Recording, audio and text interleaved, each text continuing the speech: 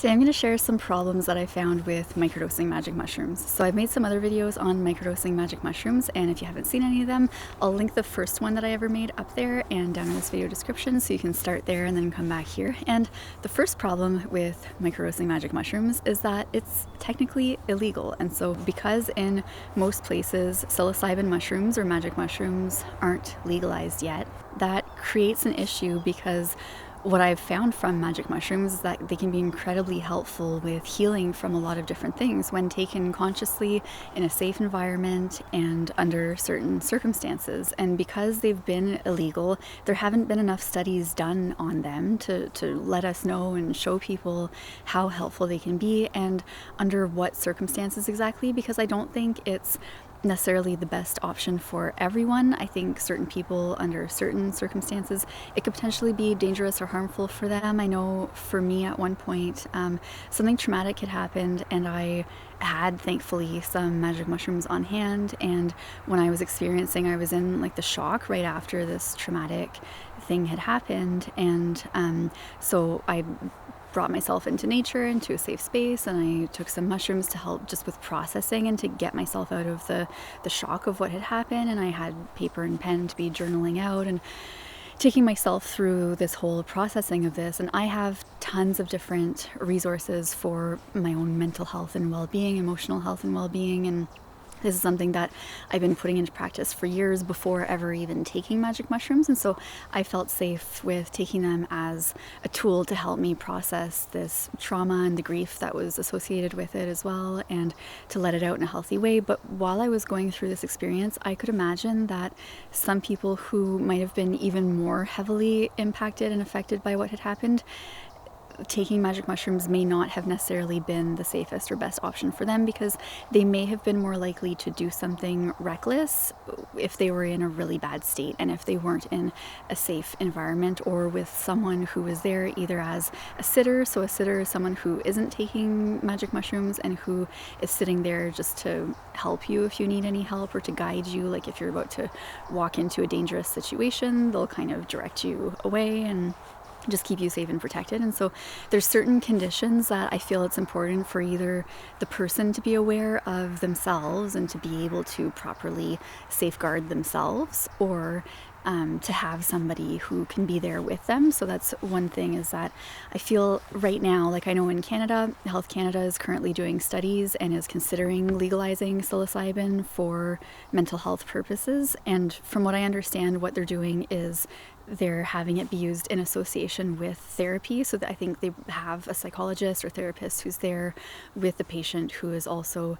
like, it's psilocybin assisted therapy or something like that. So they're at least in a safe environment. And this is the thing with it not being legal, is that some people may take it in a more irresponsible way, or a way that could be more dangerous to them. But with it also being illegal, it means that it's more difficult for people who really could benefit from it and who would be safe taking it, and who, even not with a sitter or a therapist, like for a lot of us, it's completely safe for us to go in a safe space in nature and take magic mushrooms and be able to heal through and work through a lot of stuff. In my experience, it's been incredibly helpful for healing from different things. And so just having that barrier of it being illegal makes it a lot more difficult for people to get the healing that they really need and could benefit from.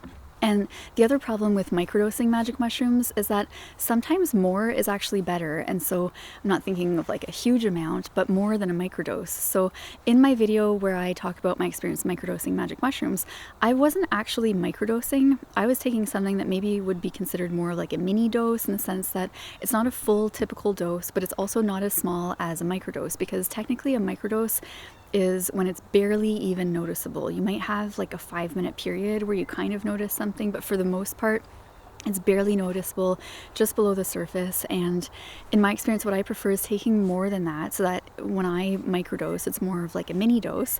And with that, I might have a half hour where things might kind of move around weirdly, or like you can tell like it has the psychedelic effects. But then for the other hours of the journey, it's more of just a healing, where it helps me to tap into my emotions more. So it helps me to cry more if there's something. Sometimes we have underlying grief that we just kind of suppress or repress suppress because we have to get through life. But what I would do with, I've already made a whole video on this, so I won't go too much in depth, but I would take a full day where I just dedicate that day, it's a day off, and I dedicate it to healing. And sometimes there'll be unconscious pain that might have been suppressed or repressed, that it's given the space to be able to be let out, to be able to be felt. So I'll cry through it. I'll also laugh more easily on magic mushrooms. So whatever feelings may come up, they're just more easily felt. And this can be really helpful for people who may have gone through life being taught to suppress or repress emotions. There is usually a lot of stuff that's bottled inside. And so giving that safe space for your emotions to just come out and be felt. And you could go spend the day at the beach, like get something to have some shade so you don't get a sunburn while you're out there, or if there's somewhere safe that you can get to in nature, and give yourself hours to move through this journey that you could be on with magic mushrooms. For me, again, like I'm saying, it's more that the microdose I don't think would have that full healing effect, whereas taking more like a mini dose, like what I would do over a period of time. So I think I did this for about 2 months, almost once a week for about 2 months, and it was able to help me so much with healing different things. And then I've also taken full doses, so like a normal type of dose. And when I say dose, like I literally take dried mushrooms. And so I just intuitively, which I also made a video on how to measure, which I put up here and in this video description. And for me, it's way more intuitive in the sense that I connect with what my intention is. So what am I intending to heal? And sometimes the intention is just, please help me heal my heart. And whatever may be that comes up, I might not always be conscious of what's in my heart that's wanting to be healed or needing to be healed. And so I'll just take like sometimes just a stem, sometimes the cap, and just knowing like the cap usually has more of an impact than the stem. But I just intuitively take a small like piece of dried mushroom. But the times where I've taken a full dose, I've always been with someone that I feel safe with, and that's been important for me for my own safety. So just understanding and recognizing my own safeguards, knowing that if I'm taking a mini dose, I'm completely fine being on my own with this, because again, there's only about a half hour of like weirdness, but the rest of the time is really just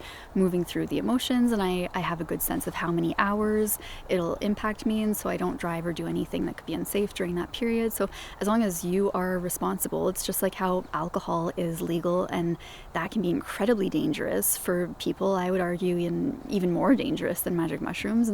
But adult humans are trusted with alcohol as a drug being legalized, and so I would think that we should also be trusted with psilocybin mushrooms as a drug. But I say drug in the way, like I see it more as like a fungal medicine. Like this has been taken from my ancestors, my Celtic ancestors in Ireland took it thousands of years ago as journeys and ways to heal, and it was also taken all over the world where it just grows naturally. It grows in forests, so you can find it in the forest and take it, and it helps to move through things. And this is part of our evolution as a human species. Like it helped us through a lot of things in our evolutionary period for thousands of years. And so anyways, I know for myself what safeguards to put in place, and when I take a full dose, I'm always with someone that I trust, and also in nature, in a nice space. And it's someone that I trust in the sense, like I might be bawling my eyes out, like crying and processing grief or different things. So it's someone that I also feel safe and comfortable being that vulnerable with. Or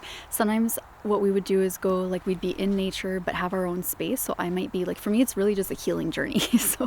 so I might be like leaning up against a tree in one area, and then someone else might be like 40 feet away in their own space, and we're just having our own journey, but we're like there to know that we're around each other if ever anything is needed. So that was the other problem that I found with microdosing magic mushrooms, is that for me, and I feel like for most people, more is probably better in the sense that if you really want the healing experience, more than a microdose. So whether it's a mini dose and you're taking the day to just move through things gently, or a full dose to get the full like thing, like the full waterworks. Because for me, like if there is grief or there's something that's like in me that I'm just not fully accessing, like it really helps me to fully process and purge and let out these feelings and heal.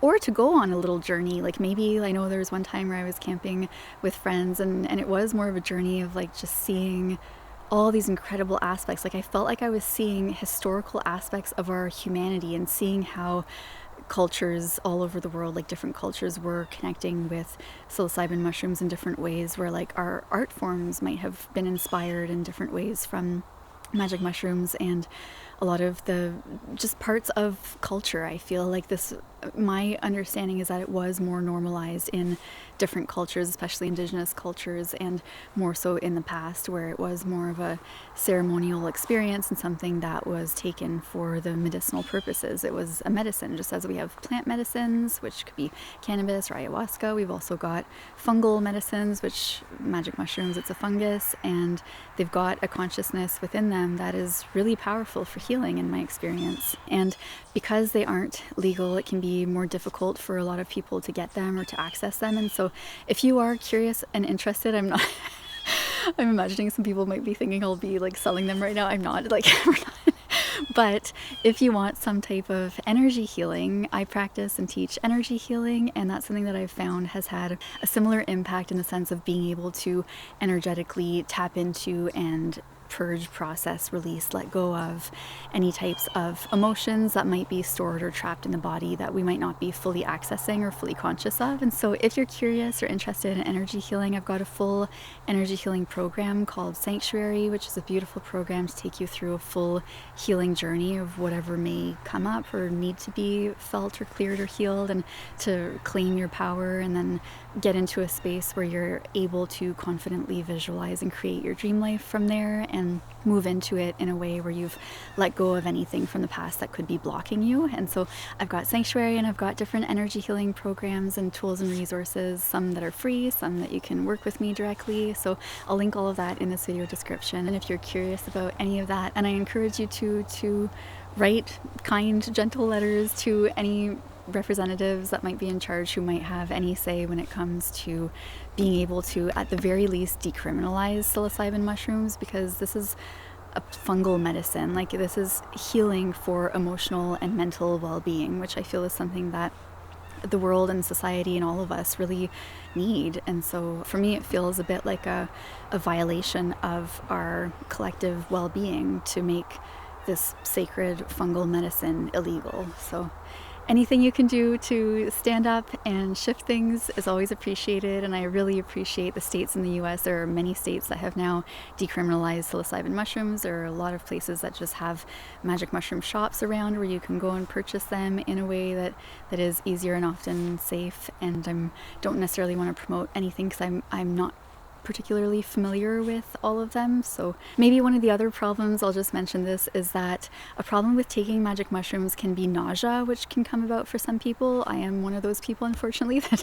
gets nausea. So I always take ginger while I take the magic mushrooms, so at the same time that I eat the mushrooms. And they also taste pretty bad, and so I always have something that tastes good, like I might have chocolate or something that I'll have with it. So I kind of will take a small piece of the dried mushroom, and I kind of try to swallow it as though it were a pill. But that's another thing, is I personally would choose not to take pills because I like to actually physically see it, especially if it's not legal. Like, I want to make sure I can see that it is a dried mushroom.